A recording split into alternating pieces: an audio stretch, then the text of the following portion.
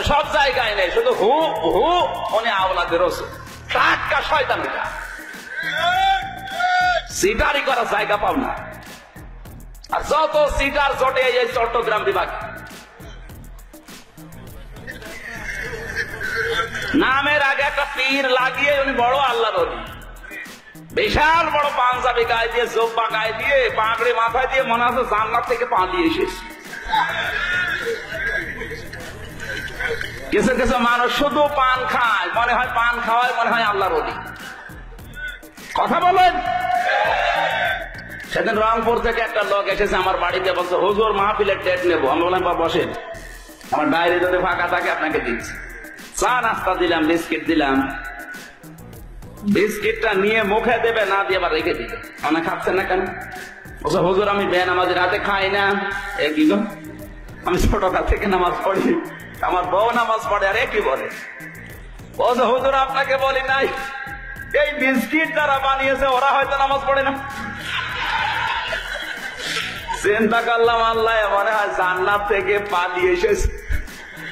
এত বড় আল্লাহর ওলি আমার ঘরে, আর আমি কিছু টের পেলাম না। এই দাঁড়ান, এই বিস্কিট কোন বেনামাজি বানিয়েছে এই সন্দেহ করে আপনি খাচ্ছেন না? আপনার শরীরে যে বিশাল পোশাক আশাক, এগুলো কোন বেনামাজি বানিয়েছে? কোন বেনামাজের গার্মেন্টস তৈরি হয়েছে? এত যদি ছবি দাবি করেন, সবগুলো খোলেন, জিনিস বের করে যান।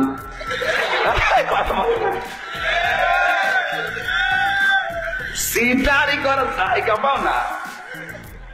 পরে কল দিলাম রংপুরে বড় ভাইয়ের কাছে যে এরকম একটা লোক আপনার বাড়ি থেকে এসেছে, আপনার এলাকা থেকে। লোকটা কেমন? বলছে ওরে বাবা তো টাটকা সুদখোর, এলাকায় টাকা ছেড়ে রাখে, টাকা আসে ওই টাকা তোলে, উনি খায় আর আল্লাহ আল্লাহ করে।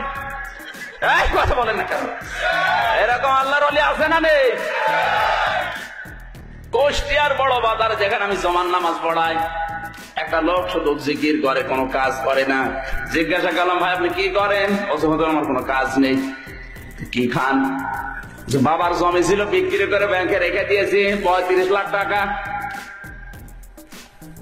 ওখান থেকে প্রতি মাসে প্রায় 40,000 টাকার মতো লাভ আসে।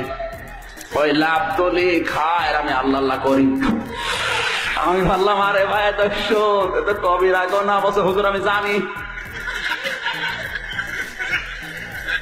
সুদ খেলে হয়, আমি জানি, এজন্য টাকা আমার নামে না, টাকা আমার বোন নামে।